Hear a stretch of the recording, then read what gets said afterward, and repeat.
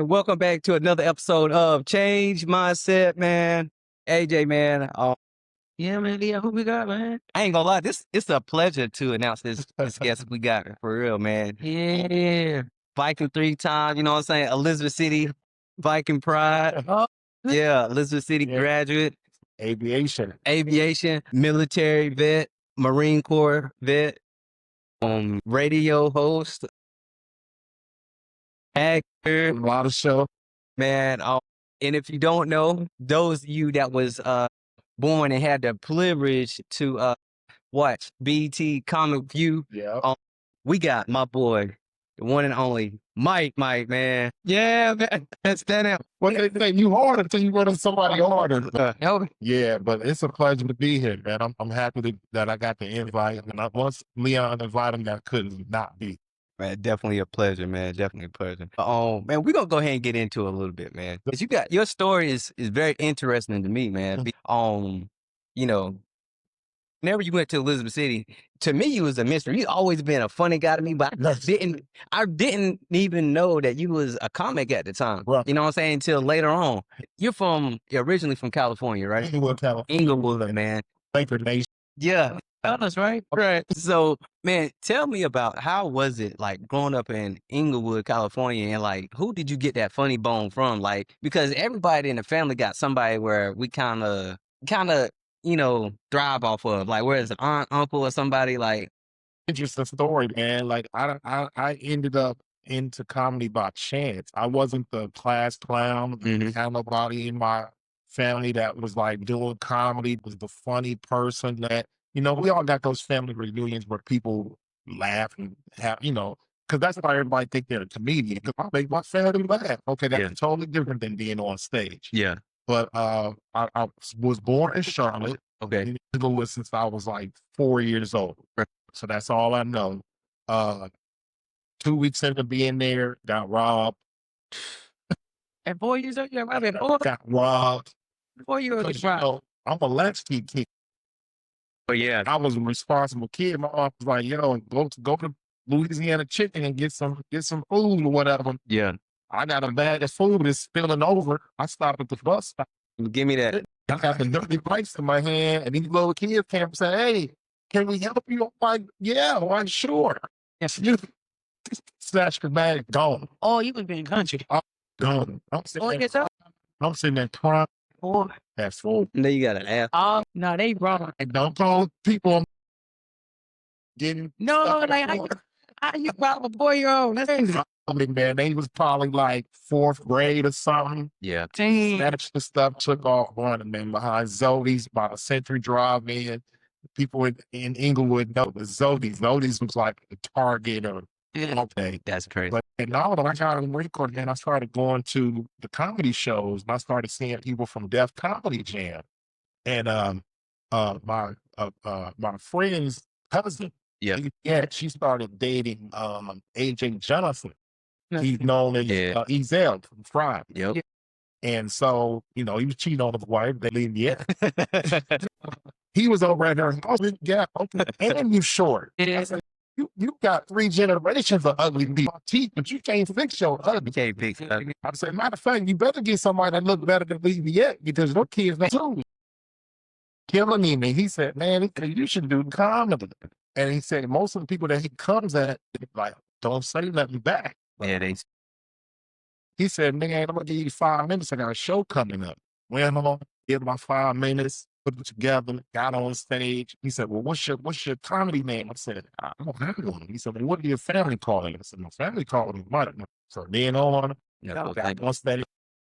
He came up behind me and killed me on stage. Oh, it's set up. He said, one lesson, you never talk about a comedian that's coming on after you. So wait a minute. So you was in the Marines, right? Yes. So what made you make that decision to join the Marines at the high school? Because I wasn't going to college. Oh, I didn't like school like that. Yeah, I was one of them guys where I was never a dummy. Yeah. But I didn't apply myself because first of all, I was cripping. I was a gang member. It wasn't cool to be, Prius. So I was gang banging. I would literally get an F in one class, go to summer school and get an A in that same class. That's crazy. So yeah, I just knew that I needed 5 credits graduate and go to the Marine Corps. I knew I was wanting to be a Marine, probably. So was that because you wanted to stop gangbanging, or that just because No, actually, was gangbanging stuff? no, kind of, sort of. How you I get can show you a picture of me in the Marine Corps, and it looked like I was straight. It makes sense you went to the lid.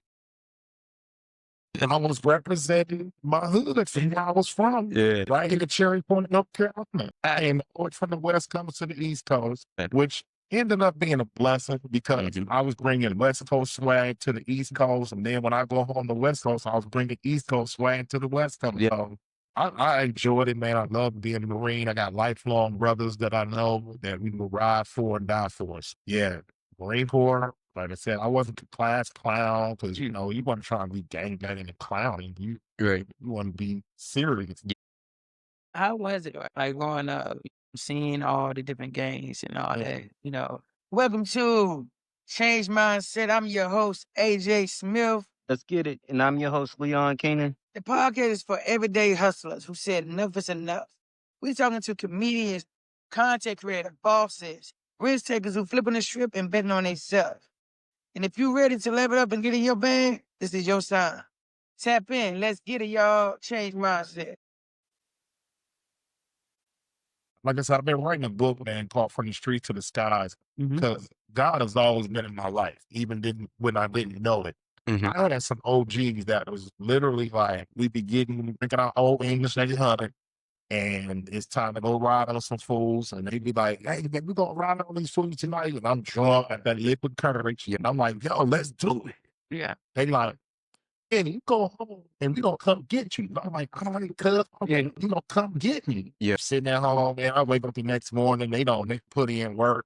But those was my angels that knew that he down with us, but he don't need to do that. Yeah. So even in the streets, man, you got people that look out for you. I mean, I don't get in parties where, you know, you at the wrong hood and you seeing bullets skipping off the ground or they shooting and stuff.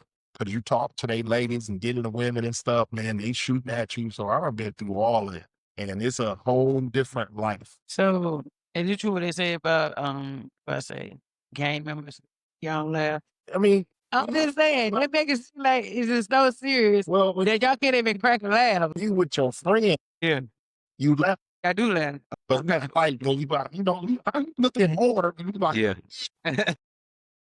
Yeah. and you trying to hard hand around other people, like, because my school had Bloods and Crips. So doing a hard job though for you. If something was fun, you could be like, Nah, you be like, hey, man, don't play me like that. Like, Yeah. you gotta act hard or whatever, even though, like me, I'm only hard when I got to be. I'm a fun type of person. Like, he never know none of it. Yeah. Because that ain't how I want to be portrayed. You know what I'm saying? So I've been in groups of CEOs that didn't know, you know, I got people in my church be like, if they knew the gang story, oh my God, like, about Cheeto. How did you get here? Like, yeah. They love me, man. Oh my God. Oh my God. I love my lady. So I'm saying, like, for real, like, old white women love me. I did a show. I took my mom with me. It was they was doing an auction, and the lady hired me to be the host of the auction. Yeah. Me and my mom, the only black faces up in here. Yeah. She said, "You don't get nervous around?" I said, "No." I said, "They love me." My voice don't change. I'm like, "Oh my God, Becky, I love you." So you went to the military, man. How many years did you serve? 5 years, man. 4 voluntarily, 1 involuntarily. Okay. Okay. I was Desert Storm. Thank you, man, for going to, you know what I'm saying? Man, your tax dollars was worth it. Appreciate you, senators. But so you started doing comedy after you left the service. Yeah. So how did that transition happen? You know what I'm saying? Because By accident. only reason I asked him because you saying you did the whole thing with. So you saw your cousin messing with Ezel. It was my friend's cousin. Gotcha. Renedra, it was her cousin. Gotcha. And they were already going to like a lot of the comedy spots. Gotcha. Okay. And I started seeing a lot of the comics I saw on Def Jam. It was on the Marine Corps. Yeah. And so I'm calling my boys like, you never guess who I saw and this, and that. And I didn't know that the access to those comedians was that easy in LA. Like you go into all these local spots, and I've had the privilege of performing at all the key spots in LA, the Laugh Factories, the comedy unions, comedy zones. I've done all that stuff. So I know there's like a war veterans thing that they have, and the comedians go around and tell jokes or whatever. Are you a part of that as well? I don't know what it's called. But I did have the opportunity to do a USO comedy tour. And the USO, they do performances, whether it's concerts, stuff like that for the military. And so I was blessed. I was doing radio up in Minneapolis, and I got a call from the guy. He said, well, Mike, there's some comedians that I'm breaking up with Germany, and they shouted your name out. Because, I got one of those names where people like, well, I don't have to, then they see my jokes or whatever. They go, oh, you haven't seen yet. And so they were saying, hey, he's funny, you should get him. Yeah. And I was a veteran, so that kind of worked out. But yeah, we went over to Germany and we did all the Army and Air Force bases over in Germany for the USO comedy tour. That's dope, man. So how long was it from whenever you started doing, like, what was that journey? Walk us through that journey from, you got your first set, he roast you on stage. Yeah. And then like what was next after that? When was like, all right, was that when you like, all right, I think I can do this? Like, when did you know you was like, you know what? I could see myself doing this a little bit. I didn't see myself as a comedian. Man. Yeah. It was just one of the challenges where I was like, man, I can do this. Yeah. My confidence level with whatever I do was like, man, I can do this. But I didn't say, oh, I could turn this into a career or make money or whatever. I still was not in that mindset.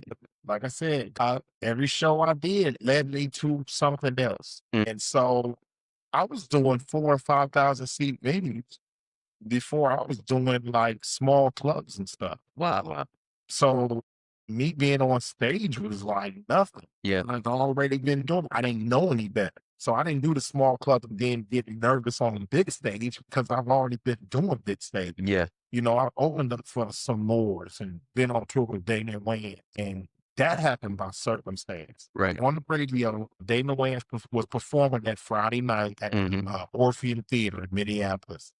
The promoter, I got off the radio. I did the drop to 2 p.m. to 6 p.m. Yep. Which is the most listened to time on radio besides the morning show. Went home, I'm in the shower. I get out of the shower, man. My phone blowing up. Yeah. Oh, promoter, D-Rich. She said, Mike, man, what you doing? I just got out of the shower, bro.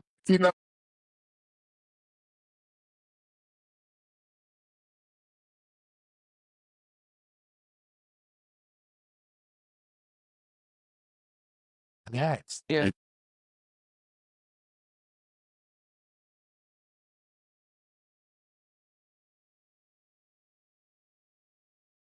So Got yes. absolutely. Went down there, crushed it. A lot of the people, when I came out, was like, why the radio dude on stage? They didn't know that I did comedy, but they was funny on the radio. Yeah. They didn't know I did comedy. So that was like my first real introduction to Minneapolis, a place I'm doing radio, to Mike's a comedian. And so after the show, got that handshake with the money in it. Yeah. I said, oh, put it in the pocket. Yeah. That movement dude gave me like $1,200. Oh, yes, sir. Next day, called me up and said, hey, Damon said you was funny. He said, you want to open up for the with other dates? I said, well, what's that look like? He said, maybe like $1,200. You gonna do the first show? We was doing 4 or 5 shows a weekend. Oh, yeah. I said, oh, let me think about it. No one online already made up online. Yeah. So I said, yeah, let me think about it. And he was on yeah, you tripping. Yeah. But yeah, that's one of the stories. Like I said, man, God has always looked out, man. So how was it, right? You go into comedy. How was it to leave your old life? Like, you know what I'm saying? Like the gang banging. How was that transition to you? Like, you know what? I'm not going to do it that way. And you hang with y'all. I got a legit business or, a legit something that, hey, I can make some honest money. So how was that change? Well, honestly, the change happened when I was in the Marine Corps. Because like I said, I asked to be stationed on the West Coast. They put me on the East Coast. Now, if I'd have been on the West Coast, what I'd still been doing is in the friends I was with or whatever.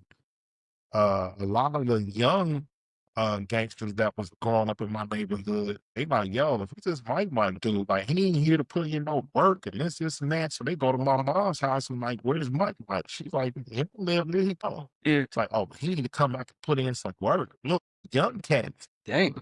So my mom told me, it was like, 'cause my mom didn't know I was gangbanging. Yeah. Matter of fact, one Christmas, my mom bought me a bright red members only jacket. Never wore it. Never wore it. It stayed in the back of my closet and I never wore it. And she was like, Mom, why didn't you tell me? Okay, so Mom, I'm a gang member. I can't wear this jacket. So Right. they still expect you to put in work and you You know, they always gone. I just left. I never got beat out of the set because you basically don't get out of a gang. Nah. yeah, that's So I just left. So when they was threatening my mom, I literally left the Marine Corps. I told my first sergeant, hey, I need to go home. Of course, he's a white guy from Tennessee. He don't You don't understand nothing. I left. Only thing that saved me from losing my rank and my pay and going through a bunch of stuff was my sergeant major, black guy. I explained to him what was happening. I said I had to go home and check these foods. And that's what happened. So Yeah. I never really got out of the game. I just left.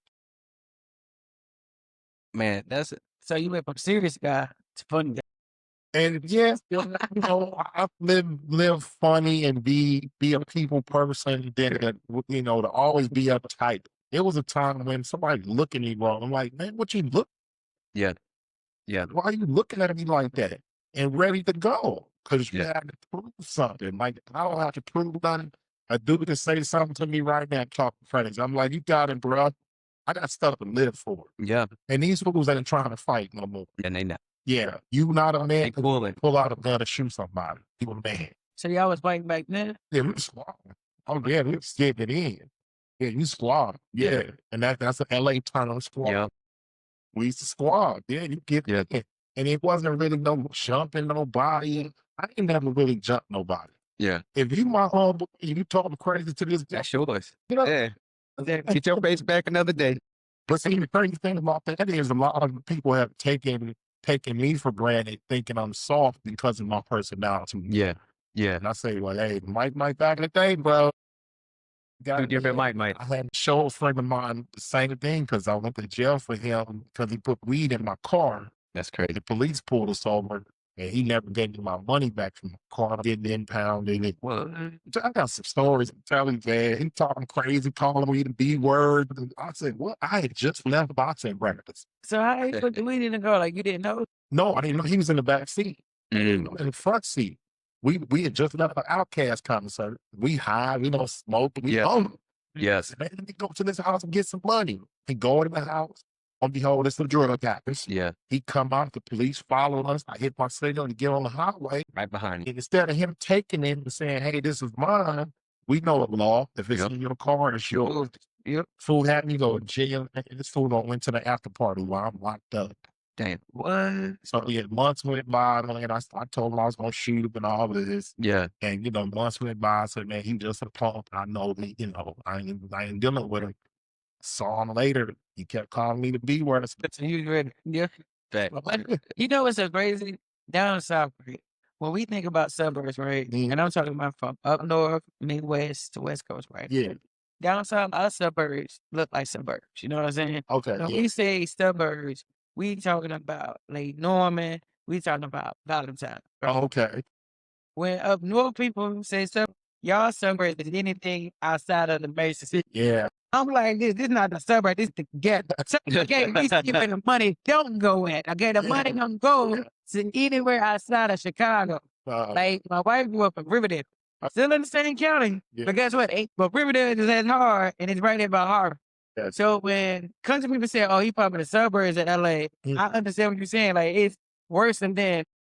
right. Okay, so for instance, LA County is huge. Yeah. LA County is Long Beach. Yes.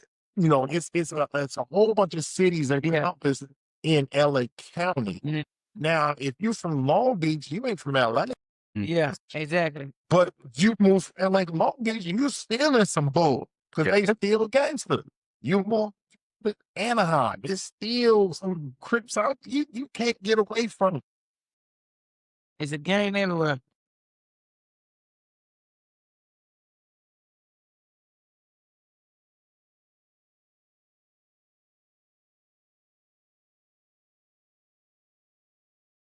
Yeah. Real up. I did not know that. But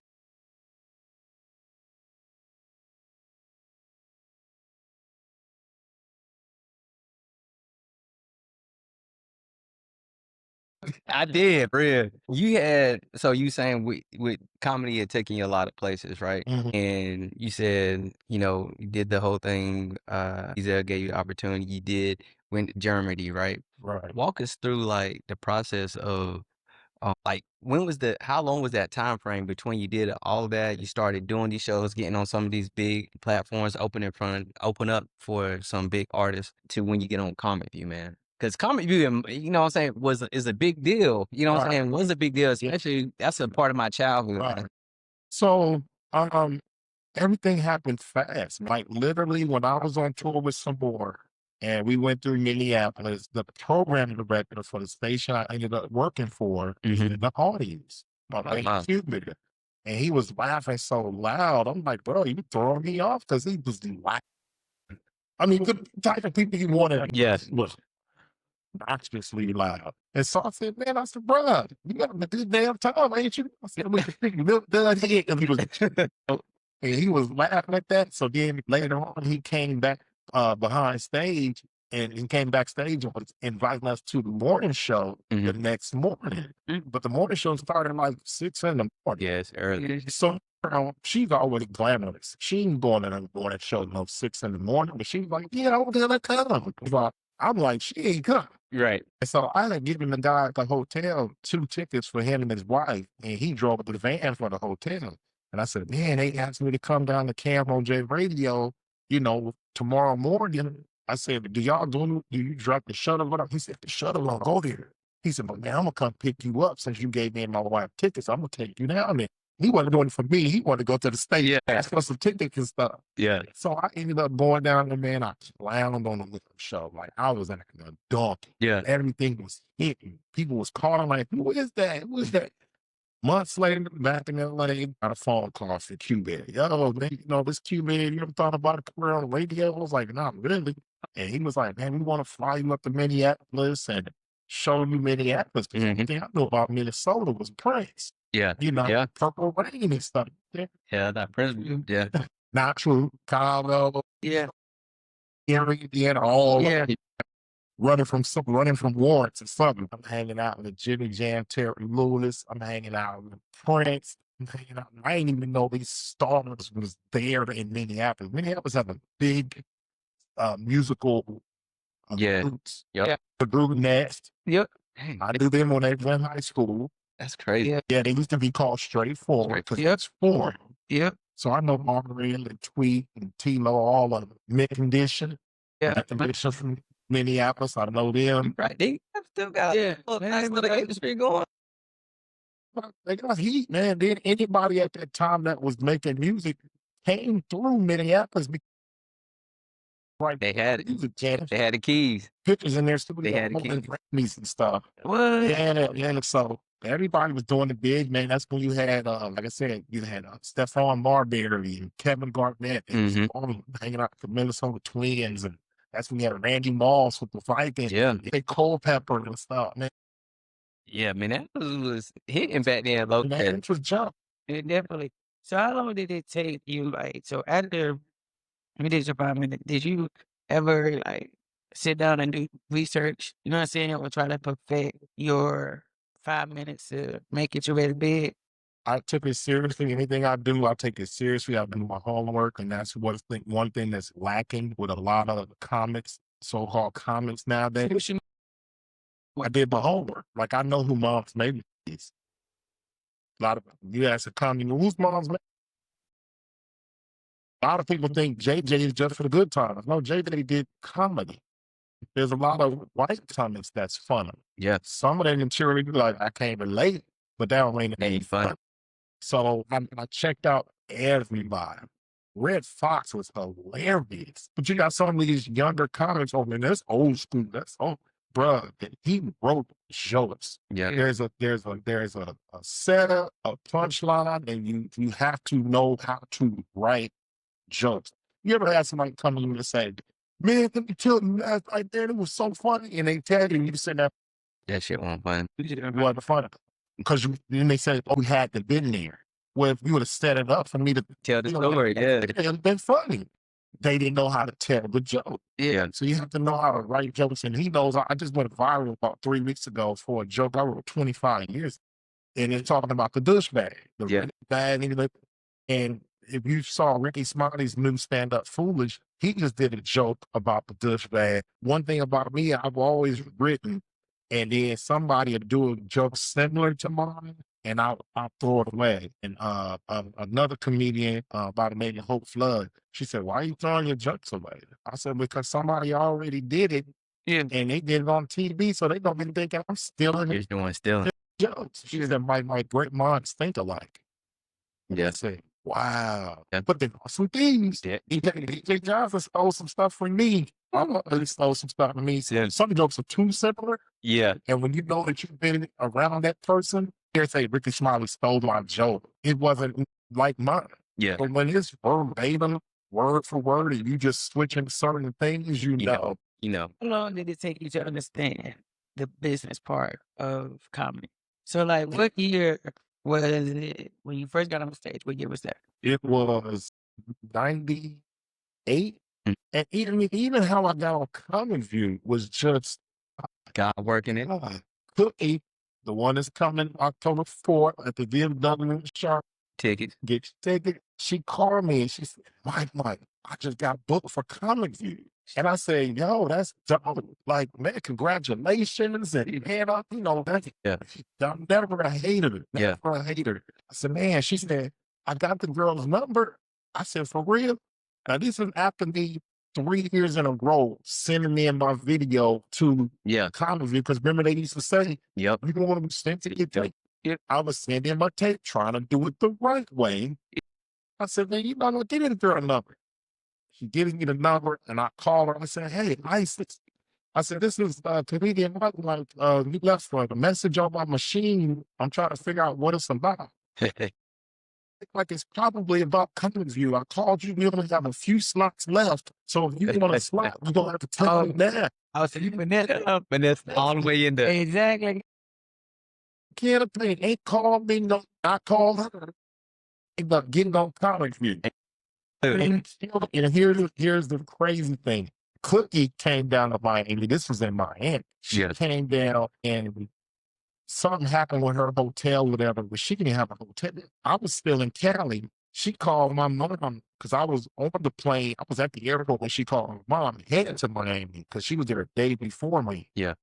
And she said, where, is he in a hotel? Or my mom told her the hotel I was staying at because she got me booked. Got me to hook up. Yeah. I was able to hook her back up because I get to the hotel and I'm like, I'm checking in. He said, oh, your wife is already here. I said, your wife was checked in already. I said, okay. Right. Quickly, I was like, my wife better be booked that thing. That's for another key, man. I get a key, I'll go in that cookie laid in the one bed. It's a 2-bed. You're like, Cookie, baby. Yeah. That was pretty cool, man. And I learned too, it kind of messed me up because I learned too that a lot of times you watch this comment on television, you ever seen a joke where to you it wasn't even funny, but you see the people, they record laughter. See, I always thought they did, but I just didn't know. But that's crazy that they do that, man. The day before my show, because I wanted to get the feel of the city. I want to see what jokes was hitting, what jokes weren't, what people were talking about, because I ain't gonna come talk about the same stuff either. But before they start taping, they record. They say, okay, well, give us a small laugh, and they record it. The audience. Yeah. Then they say, well, give us a medium laugh, and you give us. They said, well, you just heard something hysterical, and you're laughing. Give us that. So you're like, I remember them showing me in the crowd, seeing somebody I didn't even see. They showed me. That's crazy. Laughing. TV be working. That I didn't even see. TV be working. Yeah. So how do you feel about that though? Like, how do you feel like when you actually know the truth, right? And then you really do, did it make you think about the people that you do watch and be like, yo, is it really funny or is it pretty much commercial side? Is it pretty much that they sit there? Well, here's the thing about comedy. Everything is subjective. what's funny to you may not be funny to him. What may be funny to him may not be funny to me. Everything is subjective. So when somebody says, "Man, that person made it funny," well, they funny to somebody because they get paid. How many times have you heard what's a little short of Kevin Hart? Oh, he's funny to somebody because he's selling out. No. So obviously he's doing something right. And sometimes you don't have to be the funniest, but your team is the strongest. Facts. Your team is the strongest. Yeah. Oklahoma City just won a championship last year. They weren't the best. Nah. Had the best. Like, what is that? The Can't. best. So you can typically this. She's known not to be that funny of a stand-up. I mean, to me, I think her movies are funnier. I kind of like her because she's from LA. I know her story.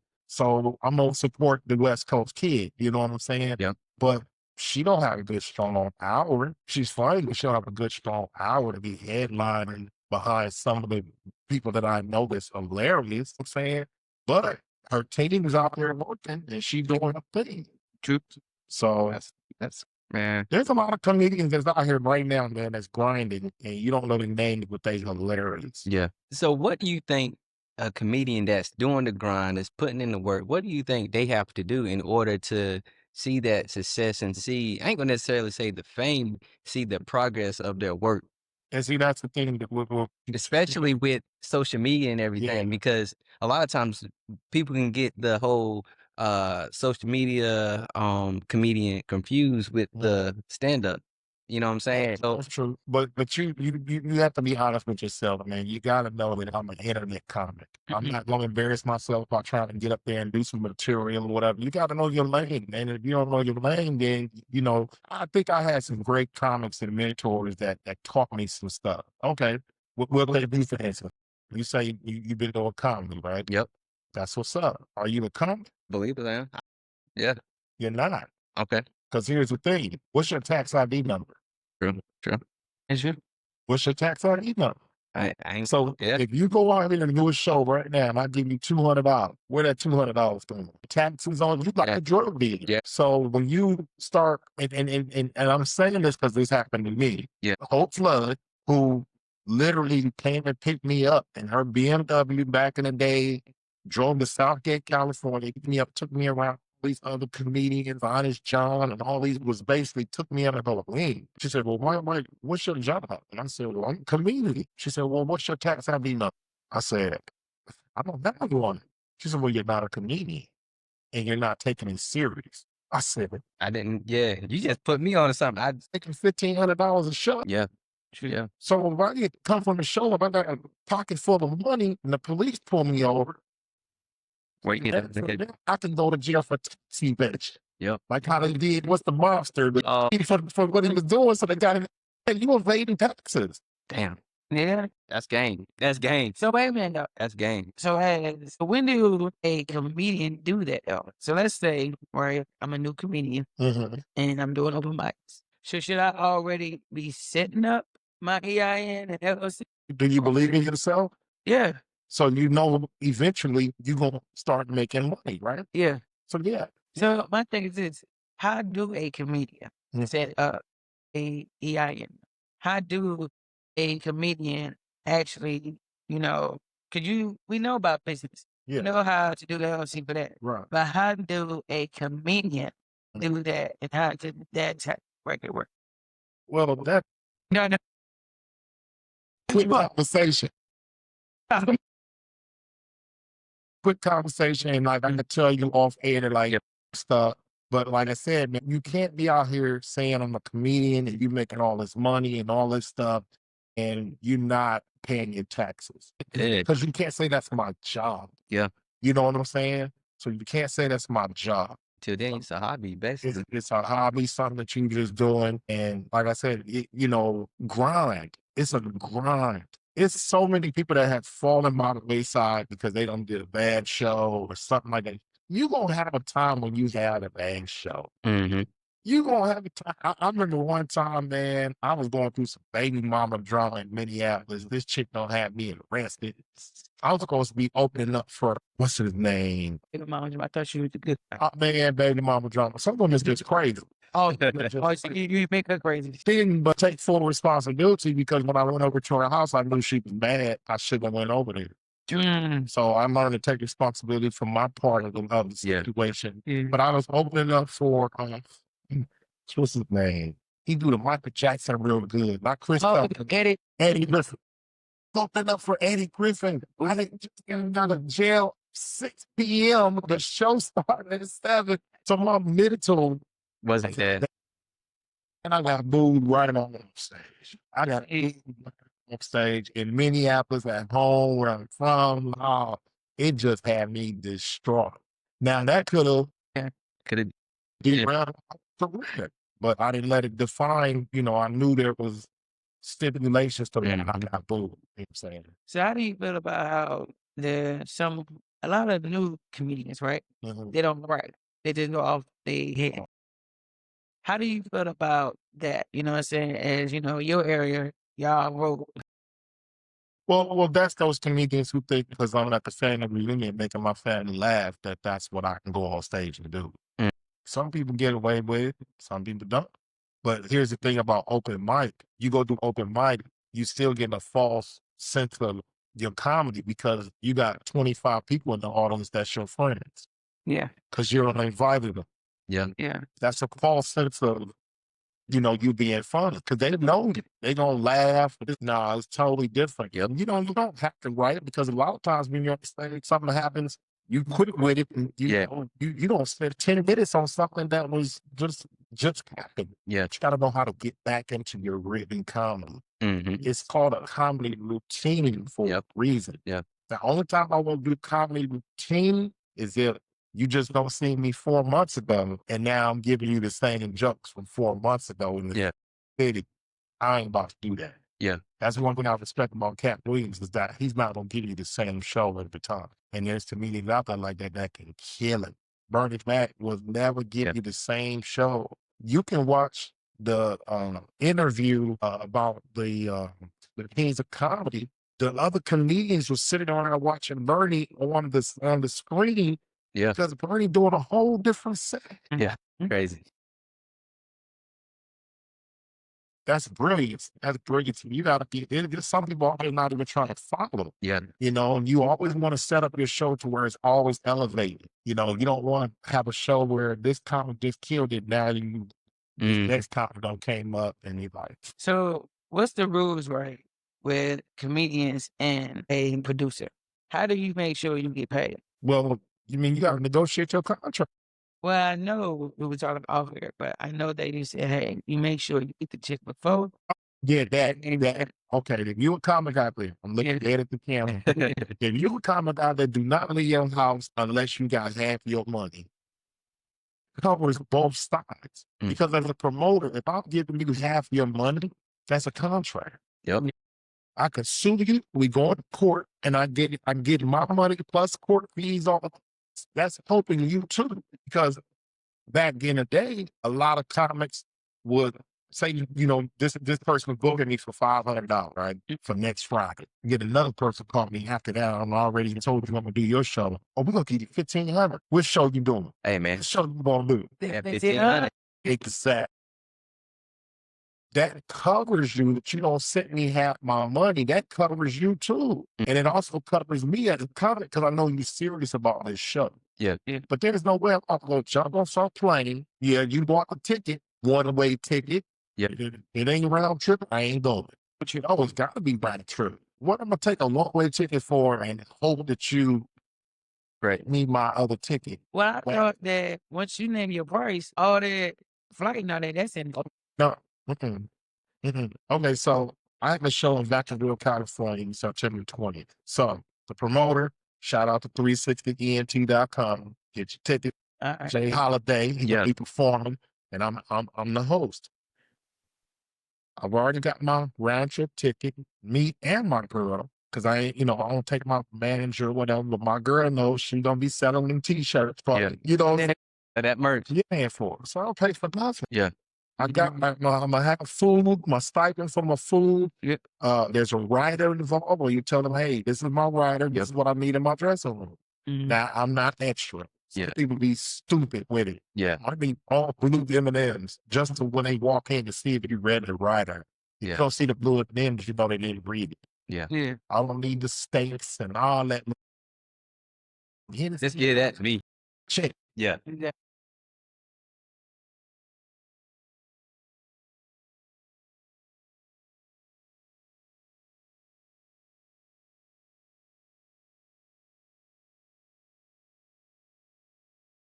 I don't need all that. Yeah. The crowd don't know me. I ain't never been there. If I come and I don't make your crowd laugh, you don't owe me nothing. All you out of is a airfare and hotel.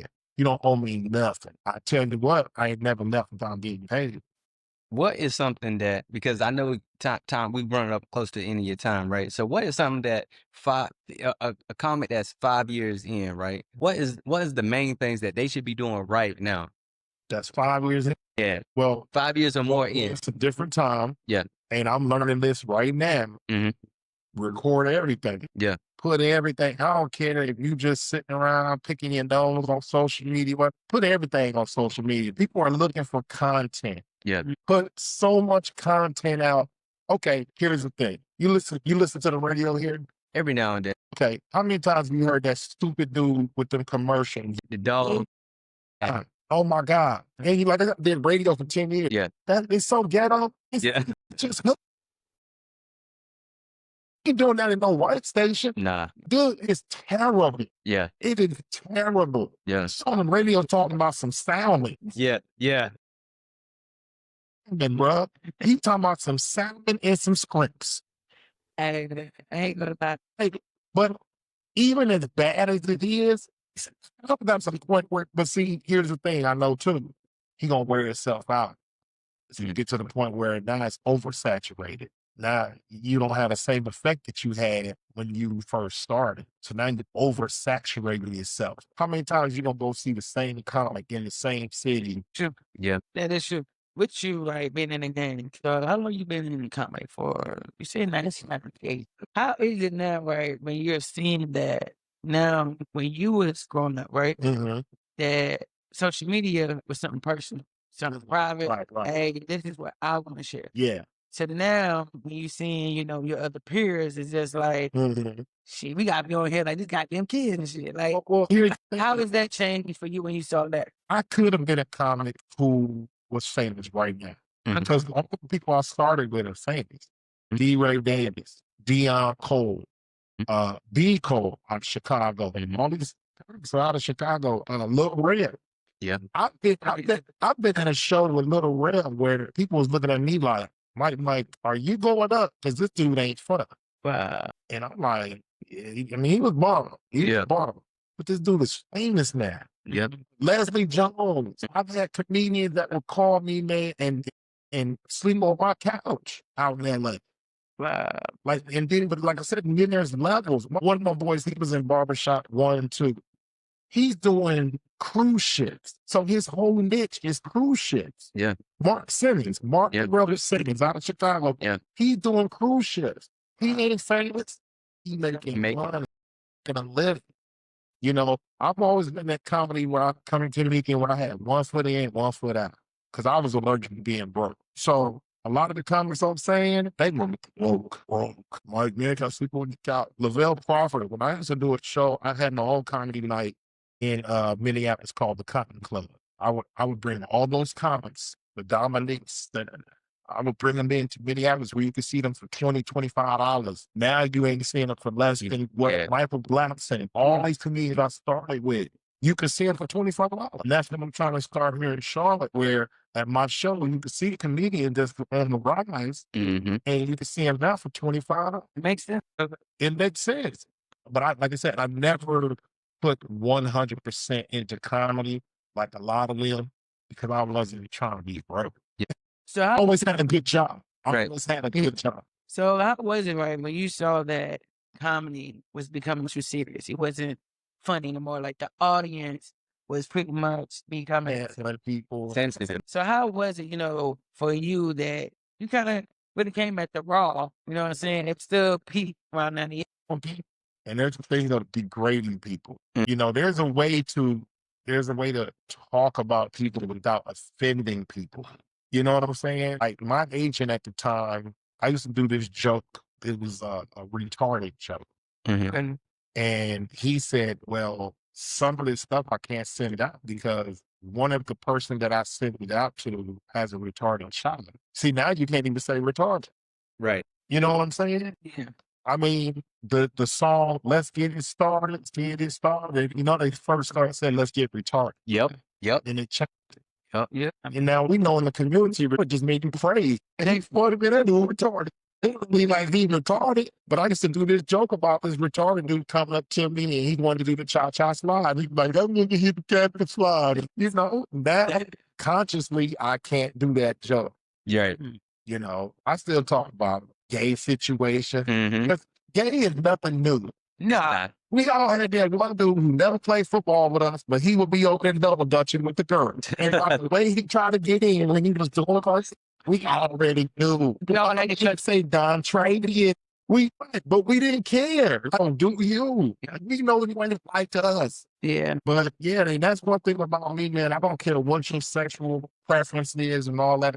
I respect you as a person. Respect you as a person because you're still God's child. Yeah. And I respect you as a person. I may not agree with you, but I don't have to. That's true. So how did you get to Charlotte from Indianapolis?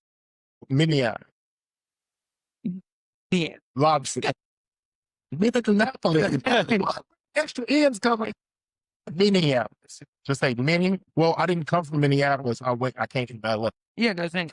Once I did radio, my agent at the time was like, Mike, man, you need to be home because I got this lined up for you. I've been on last time. My career probably would have took off. I got booked for the Jay Leno show as I auditioned to get on it, and I got on it. And I'm sitting in my dressing room in the green room, and the guys came and told me, well, the show ran over, so we're not able to get you on. That's funny. Booked you, but I never got rebooked. So that opportunity would have changed my life, but me as a Christian now know that that wasn't my path. Yeah. Because I probably could have got famous and been smoking weed and had baby. Being at the Diddy party and I love the ladies, so we don't. That wasn't my path. So yeah. I truly believe everybody has their own path, and you have to accept your path and know that this is something good for me. You may not see it, but eventually you'll see it. But yeah, man, just I didn't renew my contract at the radio station. I told them I was leaving because, you know, I wasn't no Minneapolis dude. That's my second home because of the 10 years I spent there. I got to fly there next Friday for a celebrity golf tournament. And so, like, I went home in LA. I was on CSI. I was on 24. I was on Judge and Amy. I was on the show called Entourage. I was on a show called Weeds on Showtime. I was on a lot of stuff. Yeah. A lot of stuff. It's funny because when I was down in Florida doing flight training, one of the guys I used to do radio with lives in Orlando, so I was staying with him while I was doing my flight training. And I walked into his living room and he was watching a show called The Unit. Yeah. And it's a show with that guy from the Allstate guy, black guy. Yeah. Yeah. And it was a military show. And I said, dang, I said, you watching my show? He said, what you mean your show? I said, I was on the very first episode. He was on episode 5. Yeah. I said, yeah, I was on the first episode. He said, what? And he turned it off. And he to the first episode. I said, yeah, I am right there. He said, yeah, I'm living with this dude. Yeah, he ain't even know. That was me because a lot of times when you do television, they make you shave all the hair off your face. So you don't look the same because you know. So he didn't even realize that. I said, yeah, that's me right there. He said, oh, yeah. Oh. It was funny. So I've been blessed to do a lot of stuff, man. So when did you move back to Charlotte and start working? I moved back to Charlotte when I went to a family reunion in Maryland. Okay. And so my family was like, yeah, you know, I got a lot of families from South Carolina country, you know, my family's from North Carolina. So my mom grew up in Double Oaks here in Charlotte. And I'm at the family reunion and my family's freaking out over me. Meantime, man, y'all got a cousin get on television. Yeah. Like I'm the star of the family. I meet my mom's first cousin. My cousin Willie lives down in Miami. Mm-hmm. He said, yeah, I'm a pilot. I said, what? He said, yeah, I fly planes. You know, I flew helicopters in the Army. Now I'm flying for American. And I'm like, wow. Yeah, that's the Yeah, I'm sitting there tripping off of him. Yeah, no. But this man can literally fly you around the world. So, man, I've always, as a kid, remember those die-cast planes, like the hard metal planes Yeah. back in the day you used to collect or whatever? Yeah. I used to hang them from my ceiling. Yeah. Like F-16, F-18, stuff like that. And so I've always been enthused by aviation. So he said, man, you could be a pilot? I said, nah, I'm not good in math like that. He said, you ain't got to be good at math. So I already had a misconception. Yeah. I had to be good at math. So a lot of the money that I made, and I said, man, I'm going to get my flight. I'm going to get my pilot's license. And so my mom, she really never liked California because she's small town Charlotte. Yeah. She said, I'm moving back to Charlotte. I said, okay, cool. She moved back. My grandmother's here. She'll be 102 in September. Yeah, that's a blessing.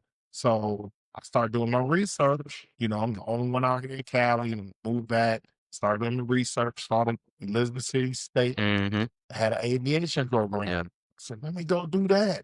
Went and did that, man, and that's how I ended up back here. Yeah. So man, going back to the comedy thing, right? So a lot of times, some comedian, I guess you can say they up and coming, they've been on a couple of tours and stuff like that, right? They say don't beg comics to, like if there's a show at the Comedy Zone, don't try to beg the comic is, hey, if you got a guest spot, you ain't got nobody to guest spot. You mind if I do whatever said? They say you shouldn't beg to be a part of a show. What is the correct way of going to other comics to try to be on their shows if they come into town or whatever? Is there a correct way? Like, what is the rules to that? I wouldn't say it's begging because, Yeah. well, first off, you're trying to get on, you're trying to Yeah. get put on. Uh, I wouldn't say just flat out, just ask them like that. Mm-hmm. Sometimes it can stroke people's ego. Yeah. You have a stroke Yeah. ego, Yeah. So Yep. come up to them and say, hey, my name is Leon, man. I don't know what your stage name Yeah. is, but hey, my name is Leon, I'm doing comedy, any suggestions you have for me, like, are there any other rooms or this and that? Some people will put you on, man. Like there's a comedian like Damon Williams, and he puts you on stuff, man. Like this dude is, like old girl talking about she didn't know who Damon Williams was. Like Crazy. the game, you don't know who Damon Williams is. Crazy. Like there's just certain people done all the big movies and all, but if you know, you know. You feel like the young comedians doesn't give the respect as much as y'all. Social media. You can't tell them nothing. That's why the NIL deals in football and basketball and stuff, you can't tell a young player making $1 million that he need to practice and all that stuff. He wasn't trying to hear it when he wasn't making money. Yep, not trying. And getting back to what you were saying, basically, like, you feel like, because here's the thing, I'm not going to mess up my show by putting you on when you ain't funny. I know you. You know I'm gonna be doing some shows in Charlotte. I see your stuff. I'm not gonna go on my show. Can't do it. Can't do it. And here's the thing: you do the first show, everybody's had them left. You did your 5 minutes. Okay, man. Now I need you to step it up to 15, and I'm gonna bring you back as a feature where you can open up for somebody. Yeah. But you gotta have this stuff. You gotta be professional. You gotta be tight. You gotta be working your material. Sometimes it ain't the joke. Sometimes it's the timing. And you don't have it timely down because you ain't been doing the joke. Yeah. Or you did the joke. It wasn't funny, but there's ways of tweaking it. I'll say this. Okay, we Arlington. Arlington Scott. Yep. Played football. Yep. I said Elizabeth City. Liz, yep. He was like, man, can you be my mentor? I said, all right. I took Arlington down. It was a comedian by the name of David Arnold. Yeah. He passed away. I know that. You know what I'm saying? Arlington down to South Carolina. I said, I want you to see a working comedian. A person that this all he does. He's working. He's on tours. He travels.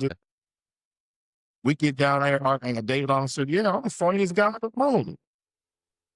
And I heard that.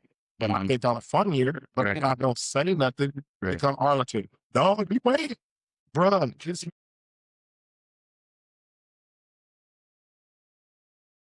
Yeah.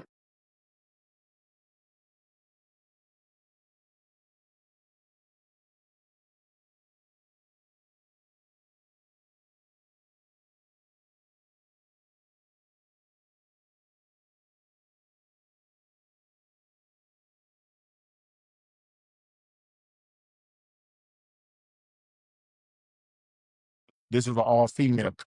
Yeah, this ain't even no asking right now. I'm just, you know what I'm saying, asking for, yeah, for sure. Told you, yeah. And see, I'm not the type of comedian that's going to get you up there, you get booed or you don't do well, and then I get up there and make it even worse by clapping you. I don't do that. Yeah. I don't do that. You know what I'm saying? Yeah. Because you don't know who's going to be the next big thing. Yeah. I don't do that. And my thing is, it's us against the crowd. Yep.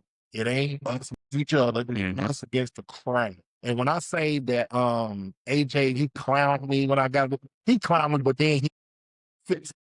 Yo, that motherfucker was funny though. Now, you know what I'm saying? Yeah. I'm like, yeah, I just want to give opportunities to people because stages are rare. Stages are rare. That's facts. It's hard. Stages are rare. I got a cousin. She's talking about, man, I'm doing comedy. She sent me a video, man. I can't hear none of the jokes.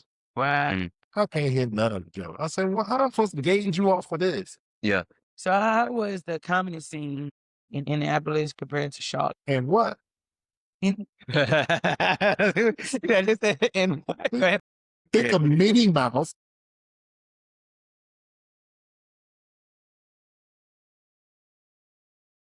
It wasn't until I created it. Oh, so you started. Well, it was a comedy scene, but it was for like white comics. Okay, then. So the Mall of America, which is, you know, I've been there. small, it's got a comedy club up on the 4th floor or something like that. Yeah. Bowling alley. Yeah. They got a comedy club up there, but it's like all white comics. And back to what I said about David Arnold, that's how I met David Arnold. David Arnold called the radio station and said, hey, man, my name is David Arnold. I'm a comic, and I was performing at the mall last night, and it wasn't with black people. I said, well, black people don't really go to the comedy club at the mall like that. Yeah. He said, man, how can we do an interview so we can get some people out there? So I called my production manager. I said, hey, man, I got this comedian. He's performing at the mall. He said, Mike, man, do what you do, man. Promoting it. Got some black people out there. He had me come out, and I saw him. Dude was hilarious. Never heard of it before. Hilarious. Fast forward. I'm at the Comedy Union. Performing. I get on stage, 3 people after me. He gets up on stage, and I'm looking. I'm saying, I know that guy from somewhere. Met this girl. She was like, hey, let's go out on the date. Okay, cool. I go to her. And he's sitting there, and she said, yeah, it's a comedian live upstairs from me. And you know, he comes down, and it's him. And I'm like, dude, you don't remember me? He said, no, from where? I said, I was a radio person now. He said, oh, like we was God. Realign. Yeah. What if like helped him? Yeah. Now he helped me. Yeah. Things are strange. So did you ever like think back, right? You know, where your life is now and where you came from. You know what I'm saying? Game banging to, you know, going to the military, and you look at all the stuff you accomplished. Like, you ever just sit back and say, yo, wow, you know what I'm saying? I don't. I don't even think about it. Because like you say, he never knew none of this. I wasn't at school like, yeah, I was this and that. I just was like, hey, I'm an Elizabeth City State student.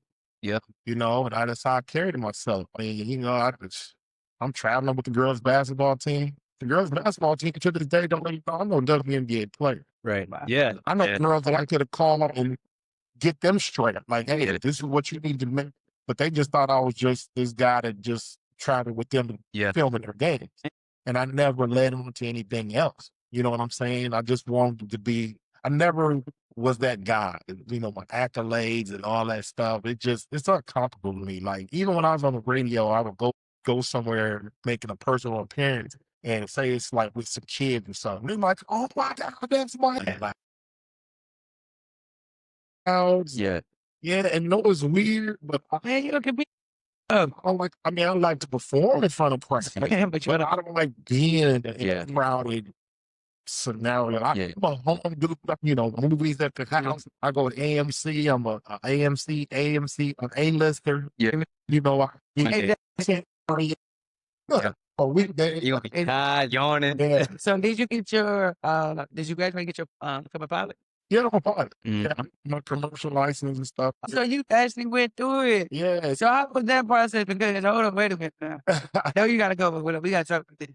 So you making money as a comedian, right? I mean, you making decent money. You ain't no amateur, right? Right. But then you enter into a 6-figure as a pilot and you still doing comedy? Yeah. Why? What is that change? Why is the former NBA player that was making millions of dollars, why are they playing in the Big Three? That's facts. Yeah. Because they're not playing basketball. How They're not making the same amount of money, Yeah. but they love basketball. Playing ball. Yeah. And too, like I said, I love giving opportunity to other people. I love making people smile. Somebody may have a bad day. You know, I always tell people like this, good morning. You got people be like, what's so good about it? Bro, you live it. Yeah. There's somebody that's not going to wake up today that would love to have your bad day. So how long did it take you to get your pilot? I've been a pilot since 2009. Went to Elizabeth City State. I already had my pilot's license. Okay. Went through that, graduated 2014, and then the program in Elizabeth City was new. Yeah. That's Very new. my friend Keith, the one you bring it to, we basically went through it where we was picketing the program. Yeah. And like I always separate the school from the program. The school was the bomb. Yeah. But my program was trash. And it was a new program. Now we got That's so bad now though. we got the head got fired. And the new guy, Dr. Robot, he took over. Now they got so much going on with the program, and that's because of me and Keith. Now, did I get what I needed out of the program? No, I didn't. But I ended up going down to Florida. You know, God had blessed me with some monies, and I went down to Florida, went through a program down there where I got all That's just interesting. stuff that I needed. Man, we're gonna go ahead and get you out here. We got 2 questions for you though, right? You're very humble, man. And with all the things you did in life, all the accolades and the trials and tribulations that you overcame, right? What is the lessons that you learned from there and that you could give to the younger kids out there, young comedians, whatever, that would be able to benefit them so they won't hit the same hurdles? Stay humble. Stay humble, because like I said, you don't know who's going to be in a position to help you, who's going to be in a position to push you forward. Always be on your game. Yeah. I don't care if it's 3 people in the audience. Be on your game. It's kind of hard for me to say that because I feed off the crowd. Yeah. It's hard for me to do the show with like nobody, but you have to do the show, man. I mean, you can do it differently, but you have to give them people the show. But I've been on tours where we in Waterloo, Iowa, and it's 18 people. But you have to just be you, man. Be you. Stay true to what you want to do in comedy. Know your material. You know, write good stuff, man. Know that, okay, when I said it this way, it wasn't funny. Let me retweak it, whatever. And just keep at it, man. Like I said, everybody's level of success is different. I don't look at me as being successful. But other people be like, they want to be Prince. That's crazy. That's crazy. Well, take every opportunity, man. If it's a good opportunity that's going to help you, man, and sometimes you got to bet on yourself. Like I told you, I would tell people, you ain't got to pay me if I don't make you proud by it. That's bet on myself. So always bet on yourself, man, no matter what you're doing, man. Man, that's dope. So that was one of the questions. This is not really a question right here. And I don't weed. But at the end of our show, man, that was one of the questions we asked. The question that at the end that you have to come up with a question to give the next guest. So that was the question that was given to you. So I got a question for the next guest. It can be because we interviewed the last person was a tattoo artist. Okay. We interviewed. I have to blame for that raggedy ass. No, I'm saying no. I'm just messing with you. Where them hoes at? You joking. You can find them with the fans. He got me. Dang, I'm baffled on that one, man. He was quick with it. Where would you like to be in your career in the next 5 years? In the next 5 years, where would you like to be? Because I'm one of them people who I like to set goals and stuff. So yeah. Change mindset downtown Charlotte. Pull up. Exactly. Leah, what would you be? Next 5 years. Next 5 years, man. Can we answer it too? No. Next 5 years. I'm 33 now. Yeah, baby face and an attitude. Crazy, man.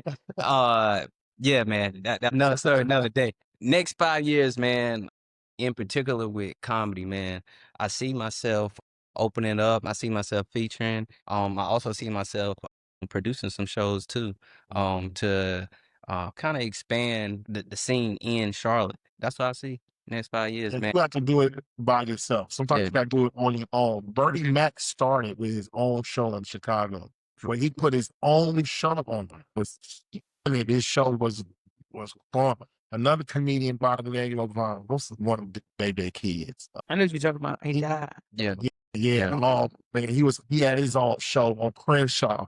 Yeah. Was known like man, but yeah, sometimes you got to do your own stuff. Yeah. Yeah. I will let them know where they can find you at. You can find me, man, on social media. They call me MikeMike on my IG. I kind of keep my Facebook to me, my private stuff, but you can also find me on Facebook. I stopped doing the little Snapchat stuff. Yeah. I'm gonna be trying to put out more content on social media. I'm not a social media person. Yeah. You know, I see something going on right outside, and I'm gonna put off my phone and just be like, "Who?" It's like, Right. you know, Yeah. they call me MikeMike. You can catch me here in Charlotte, October 4th.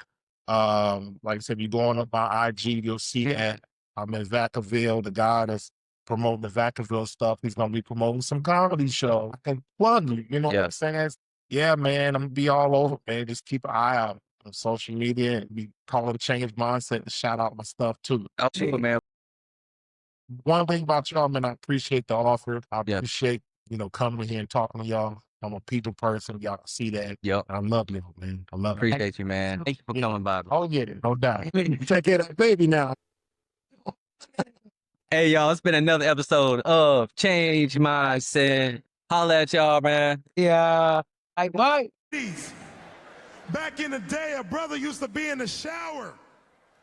It was this burgundy bag hanging up in the shower with a long white rope hanging from the bag. Now, I'm 15 years old. I don't know what the bag is for, but I don't seen it a few times. So I'm in the bathtub, washing up, showering, you know what I'm saying? So I'm like, I'm a shower singer, you know what I'm saying? So I look around like I need a microphone.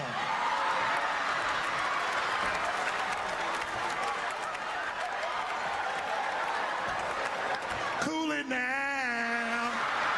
Oh, watch out, chow, chow, chow, chow, chow. I'm singing with it. Man, I'm the type of brother, my mom always taught me to be conservative, so I used to brush my teeth in the shower. So I needed to rinse one day. I took the bag, I filled it up with water, took the long white string.